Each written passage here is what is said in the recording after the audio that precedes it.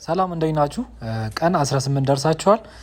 ያላችሁበትን የሙያ ደረጃ ራሳችሁን በፐርሰንት ግለጹትና ኮሜንት ላይ አሳውቁኝ ማለት ነው። አዲስ የተጀመረ ክላስ አለ የ7 ቀን ቻሌንጅ ማለት ነው። ማሽን ጥገና እሱን ተከታተሉ። የዛሬው ችግር ምንድነው? ልክ እንዳያችሁት ምስሉ ይመጣና መልሶ ይጠፋል ማለት ነው። ይሄ የባክላይት ችግር ሳይሆን ከባክላይት ጋር የተያያዘ የባክላይት ሴክሽን ችግር ነው ማለት ነው። ያ ማለት የባክላይት ድራይቨር ችግር ነው ማለት ነው። ስለዚህ እንፈታና ያለውን ችግር አብረን እናያለን ማለት ነው። እንደዚህ አይነት ችግሮች በተደጋጋሚ ስለሚያጋጥሟችሁ ስራ ላይ በትኩረት መከታተል ይኖርባችኋል ማለት ነው። ስለዚህ ሙሉ ቪዲዮውን እንደምታዩት ትፈቱና ማድረግ ያለባችሁን ስቴፕ ባይ ስቴፕ አሳያችኋለሁ ማለት ነው። ይህን አይነት ችግር እንግዲህ ሁለት አይነት መፍትሄ ነው ያለው። አንደኛው በራሱ የምንጠገንበት ነው። ሁለተኛው ደግሞ ባክላይት ድራይቨር ከውጭ የምንጠቀምበት ነው ማለት ነው። ስለዚህ እዚህ ጋር እንግዲህ ሁለቱን አማራጭ መጠቀም ትችላላችሁ። ነገር ግን ሪከመንድ የሚደረገው በራሱ ቢሰራ ቆንጆ ነው ማለት ነው። ምክንያቱም በራሱ ከሰራ ምንድነው መጀመሪያ ባክላይቱ በርቶ ከዛ ምስል ሳይሆን ቀጥታ ድሮ እንደነበረበት ፋንክሽናል ይሆንልናል። ባክላይት ድራይቨርን መቀየር አይጠበቅብንም ማለት ነው። ስለዚህ ይሄ ችግር እንግዲህ የምን ችግር ነው? ልክ እዚህ ጋር እንዳያችሁት ባክላይት ሴክሽን አካባቢ ካፓሲተር አብጣ ነበር ማለት ነው። ስለዚህ እቺ ካፓሲተር እንግዲህ ድራይቨር ይዣለሁ። ነገር ግን ድራይቨሩን ከምገጥመው ይልቅ ከድራይቨሩ ካፓሲተሯን አውርቄ የነፋቿ ካፓሲተርን እተካታለሁ ማለት ነው። ስለዚህ ያ ማለት ምንድነው? በራሱ እንዲስተካከል አደረኩት። ካፓሲተር ያበጠውን ካፓሲተር ብቻ ቀየርኩለት ማለት ነው።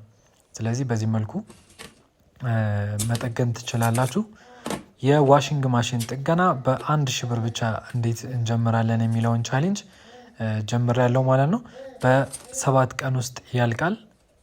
የተለቀቁ ቪዲዮዎች አሉ። እነሱን ተከታትላችሁ ደግሞ የዋሽንግ ልክ እንደ ቴሌቪዥኑ ሁሉ የዋሽንግ ማሽን ጥገናን ቤታችሁ ሆናችሁ ፐርፌክት መሆን ትችላላችሁ ማለት ነው። ታዲያ ቀጥታ ጥገና እንደሰለጠናችሁ እዚህ እንደጨረሳችሁ ወደ ስራ መግባት አለባችሁ ማለት ነው። ምክንያቱም ስራ ላይ ስትገቡ ነው ብዙ ነገሮችን የምታዳብሩ። እየደወላችሁም ኮሜንት ላይም በቴሌግራምም የከበዳችሁን ነገር መጠየቅ ትችላላችሁ ማለት ነው። እኔ እመልስላችኋለሁ። ስለዚህ በዛ መልኩ እናንተ ወደ ስራ መግባትና ወደ ሙያው መቀላቀል ትችላላችሁ ማለት ነው።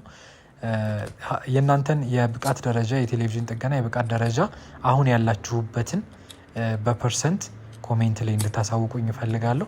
ስለዚህ 50% ነው 40%፣ 60%፣ 70% የሚለውን ኮሜንት ላይ ታሳውቁኛላችሁ። እሱን እጠብቃለሁ ማለት ነው።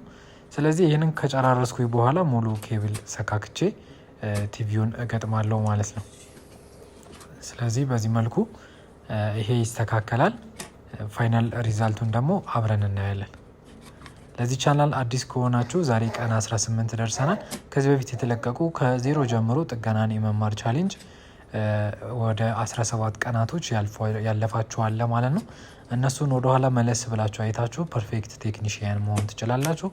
እንዲሁም ደግሞ ለጓደኞቻችሁ ሼር በማድረግ ወደ ሙያው እንዲቀላቀሉና የሙያ ባለቤት እንዲሆኑ በግላቸው ስራ እንዲጀምሩ ማድረግ ትችላላችሁ ማለት ነው። አሁን ሪዛልቱን ከገጠምኩ በኋላ አብረን እናያለን ማለት ነው።